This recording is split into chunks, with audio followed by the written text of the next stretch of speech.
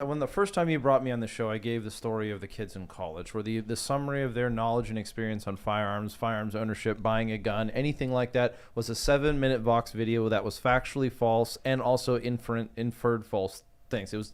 They watched 7 minutes of lies and then suddenly thought that they deserved to have an opinion on guns.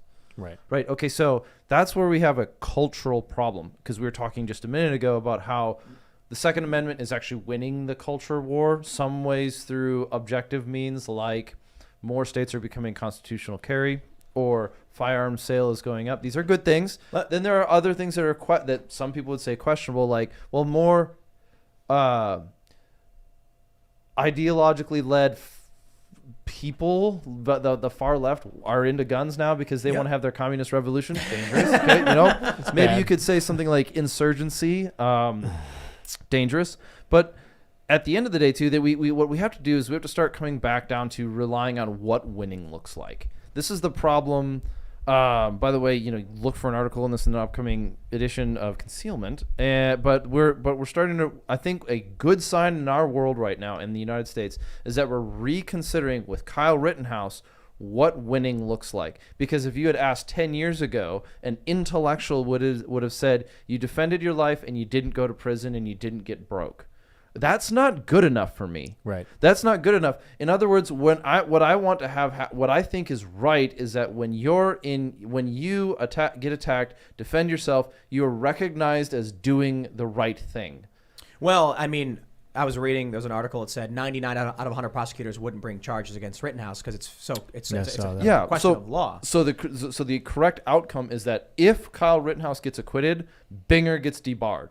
He gets disbarred and banned from practicing law. Because what he has shown is that not only does he not either A, doesn't know the law that he's supposed to be practicing, or B, worse, He's got malicious intent. doesn't It's care. malicious. Yeah. And so when you I wanna- and this goes back to the argument of bad actors, because the gun rights people we keep talking about, oh, how little do they know? How little did Alec Baldwin know? How little do these people know?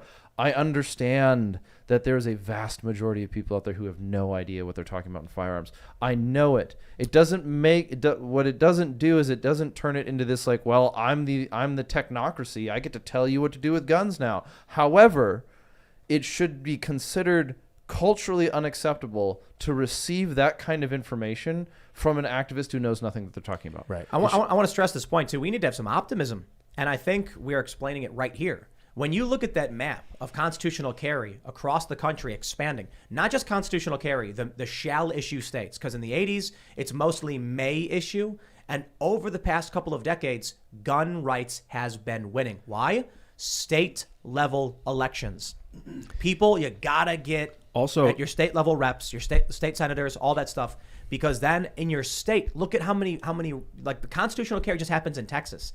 And the joke was always Texas was gun country, but it's fairly. They're it was actually fairly kind of behind a lot of other states. For Texas, you need to take a training course to get a handgun. You got to get licensed and everything. And the joke on Family Guy was that when you buy whiskey, you get a free gun, and he hands it to Brian. Like, no, that actually is just not. Texas is actually a bit more strict until now at the state level where they pass constitutional carry. Do you want